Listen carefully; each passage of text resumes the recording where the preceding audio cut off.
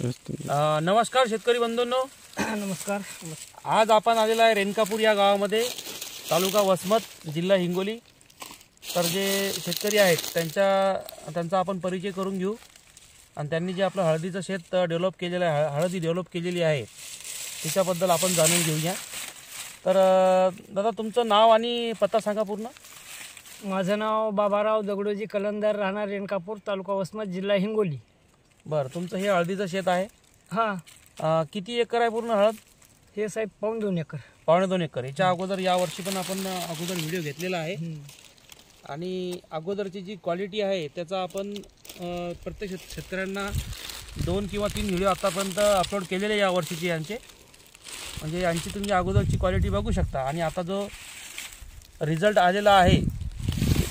आज या हळदीला किती दिवस पूर्ण झाले? केव्हाची लागवड आहे? याची लागवड साहेब 25 जून. 25 जून, जुलै, ऑगस्ट, सप्टेंबर, ऑक्टोबर, नोव्हेंबर, डिसेंबर, जानेवारी, फेब्रुवारी. म्हणजे या 25 फेब्रुवारीला 9 महिने कंप्लीट होतील. म्हणजे आता 20 दिवस समजा बाकी आहे.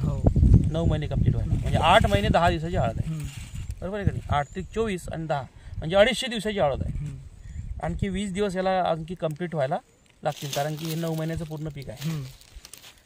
तर सुरुवातीपासून तुम्ही जे धन्वंतरीचं नियोजन केलेलं आहे, आपण आतापर्यंत 2-3 व्हिडिओ जे अपलोड केलेले त्याच्यामध्ये तुम्ही सांगितलेलंच आहे की आपण बेन प्रक्रिया वगैरे केली. 3-4 रुपये आतापर्यंत ड्रिंचिंग झालेले आहेत. बॅक्टेरियाज किट असेल, आपलं सॉईल गार्ड असेल, गोरस अल्ट्रा स्लरी असेल, ते तुम्ही आतापर्यंत वापरली. सुरुवातीला जी बेन प्रक्रिया आहे ती पण तुम्ही केलेली आहे RPS 76 बॅक्टेरियाज किटनं. आपलं जे ट्रॅप्स आहेत निळ्या आणि पिवळ्या कलरचे तुम्ही वापरले. फवारण्यासुद्धा आतापर्यंत तुम्ही केलेले आहेत. आपलं RPS 76 असेल, मायकोरिच असेल, स्प्राउटरिच असेल, चिकोरिच असेल, या सगळ्या प्रोडक्टच्या. तर हे जे तुम्ही धन्वंतरीचं नियोजन केलं, आता 2-3 वर्षापासून जे नियोजन तुम्ही करत आहे त्याच्यामध्ये तुम्हाला याच्यामध्ये काय फरक वाटतो? फरक काय साहेब, याचा वापर मी 4 वर्षापासून करतो. 4 वर्षापूर्वी जे आम्ही हळद टाकीत ती पारंपरिक पद्धतीनं आपल्या नांगरानं सरी मारून त्याच्यावर टाकायची. बरोबर. पण आज जसं उत्पन्न येतंय तसं त्या काळामध्ये उत्पन्न येत नव्हतं. नाही, कारण सगळ्याच गोष्टी सुधारल्या. त्याच्यामुळं जमिनीमध्ये जी सुधारणा झाली, त्याच्यामुळं उत्पन्नातही वाढ झाली. आणि सगळं आता हे नवीन टेक्निकल तंत्रज्ञान आल्यामुळं आपण आधुनिक पद्धतीनं थोडं हळदीचं उत्पादन घ्यालो.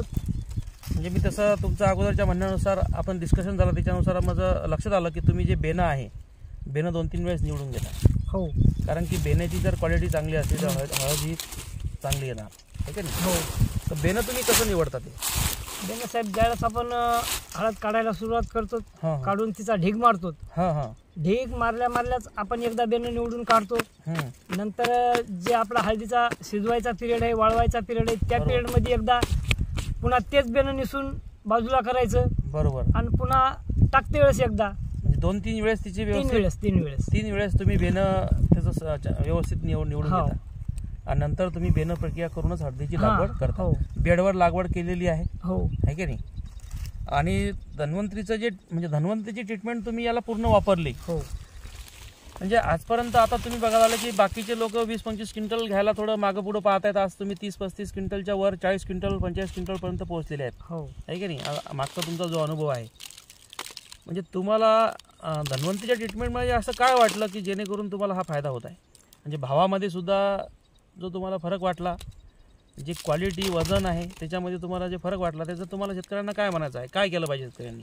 नाही, कोणत्या गोष्टीमध्ये बदल केला पाहिजेत? नाही, मी प्रत्येक हंगामामध्ये साहेब, मी जसा अनुभव घ्यालो 4 वर्षापासून, त्याच्यामध्ये मला जे अनुभव आला, हळदीची क्वालिटी, हळदीचा जबरदस्तपणा, मार्केटला भाव, बरोबर, वजनामध्ये भरपूर वजन, हे मी प्रत्येक हंगामामध्ये शेतकऱ्याला सांगतो. बरोबर. कोणी ऐकत आहे, कोणी न ऐकत आहे, ते त्यांचा विषय राहिला.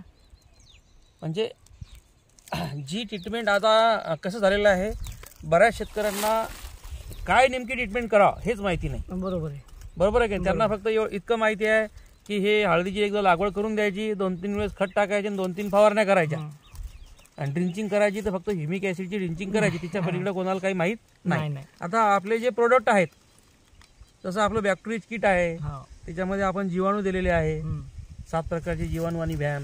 हे शेतकऱ्यांना माहिती नाही या जीवाणूचं महत्त्व काय. किंवा आपण जी सॉईल गार्डची 2 वेळी ड्रिंचिंग केली आतापर्यंत, की जमिनीमधले जे शत्रू कीटक आहे, जे जमिनीमध्ये बुरशी असेल, निमॅटोड असेल, जे पिकांना घातक असे बुरशी असतील त्याचं नियोजन करणे, हुमणीचा प्रॉब्लेम असेल तर त्याचं नियोजन करण्यासाठी आपलं निमारीच आहे. अशा प्रकारचे प्रोडक्ट जर शेतकऱ्यांनी वापरले तर नक्कीच त्यांना फायदा होईल. 100% फायदा होणार साहेब. बरोबर आहे का नाही? बिलकुल. पारंपरिक पद्धतीने आपण करत राहिलो तर आपल्या उत्पन्नामध्ये काही विशेष वाढ होऊ शकणार नाही, उलट घटणार आहे उत्पन्न. पण जे आवश्यक आहे जसं अन्नद्रव्य व्यवस्थित पिकाला मिळणं आवश्यक आहे, तर आपण जे ग्रॅन्युअल 2 वेळेस वापरलं RPS 76 ग्रॅन्युअल, त्याच्यामुळं पिकाला जे आहे रासायनिक खतामध्ये आपण मिक्स करून टाकलं तर पिकाला जे अन्नद्रव्य मिळायला पाहिजेत, जे रासायनिक खतातून मिळत नाहीत ते आपण याच्यामधून कव्हर केलेले.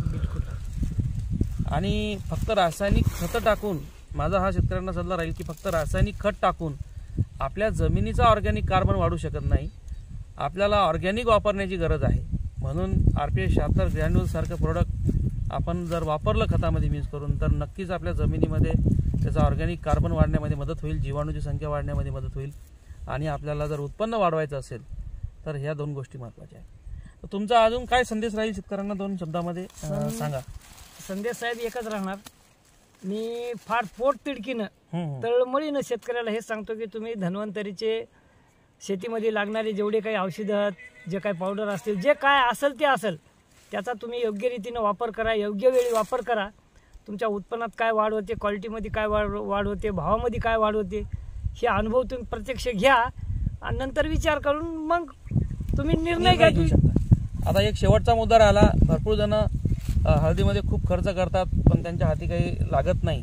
आज तुम्ही या किती 1.5 पाऊण 2 एकर हळद आहे, 1.5 पावणे 2 एकर हळदीला आतापर्यंत टोटल खर्च किती झाला? म्हणजे आपल्या धन्वंतरीचे प्रोडक्ट असतील, काही रासायनिक खत तुम्ही वापरलं असेल, या सगळं टोटल खर्च किती झालेला आतापर्यंत? एकंदरीत साहेब माझी हळद 2 एकर आहे, पण हे पावणे 2 एकर इथं आहे, 20 गुंठे घराच्या मागं आहे, असं मिळून 2 एकर हळद आहे. तर 2 एकर हळदीला आतापर्यंत रासायनिक फक्त केवळ 7 बॅगचा वापर केलेला आहे. रासायनिक खताच्या 7 बॅग, त्याच्या पलीकडे बिलकुल रासायनिक कोणतंही वापरलं नाही. पूर्ण औषधं धन्वंतरीचेच वापरले. तरी आपला पेण्याचा खर्च सोडून जे हे ट्रीटमेंटचा खर्च आला हे केवळ 20,000 रुपये खर्च आहे. फक्त 20,000 रुपये. 20,000 रुपयाच्या खर्चामध्ये तुमची ही हळद डेव्हलप झाली बिलकुल आहे. तर तुमचा रिझल्ट जो आहे त्याच्याबद्दल तुम्ही खुश आहे? बिलकुल साहेब, 100%. मी उपकार जाणतो, उपकार धन्वंतरी कंपनीचे उपकार जाणतो.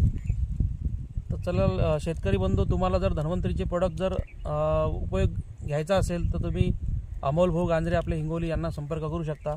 आणि या हळदीचा तुम्हाला रिझल्ट पाहिजे असेल तर यांचं शेत आहे रेणकापूर या गावी, वसमत तालुक्यामध्ये, जिल्हा हिंगोली. इथं तुम्ही या शेतामध्ये येऊन प्रत्यक्ष हळद बघू शकता. कोणत्याही बेडमधली हळद काढा आणि तुम्ही हे हळदीचं तुम्ही हे क्वालिटी बघू शकता. याच्यामध्ये कोणत्याही प्रकारचा प्रॉब्लेम तुम्हाला दिसणार नाही. आणि आणखी याला 20-25 दिवस